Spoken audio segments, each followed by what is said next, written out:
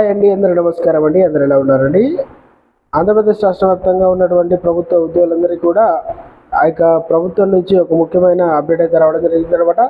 ఆ అప్డేట్కి సంబంధించి పూర్తి ఇన్ఫర్మేషన్ అనేది ఈ వీడియోలో వెళ్ళి తెలుసుకుందామండి.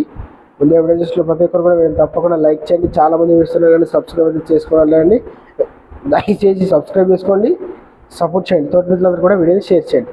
వివరాలు కనుక వెళ్ళినట్లయితే, విధులకు హాజరైతేనే ఏ ఉద్యోగికైనా జీతం చెల్లిస్తుంటారు.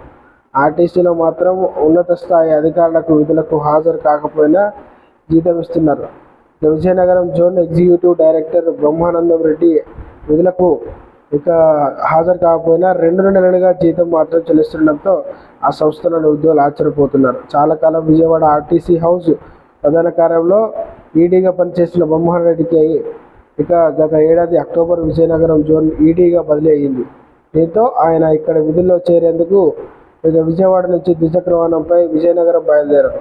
మధ్యలోనికి ప్రమాదానికి గురయ్యారు. దీంతో ఆసుపత్రిలో శస్త్రచికిత్స వైద్యం తర్వాత ఏడాది జనవరి 27న విధుల్లో చేరారు. వాస్తవంగా ఆయన పోస్ట్ విజయనగరం కావడంతో అక్కడ విధుల్లో చేరారు. కానీ విజయవాడలో ప్రధాన కార్యాలయంలో రిపోర్ట్ చేశారు. అప్పటి నుంచి అప్పుడప్పుడు ప్రధాన కార్యాలయానికి వచ్చి వెళ్తుంటారు.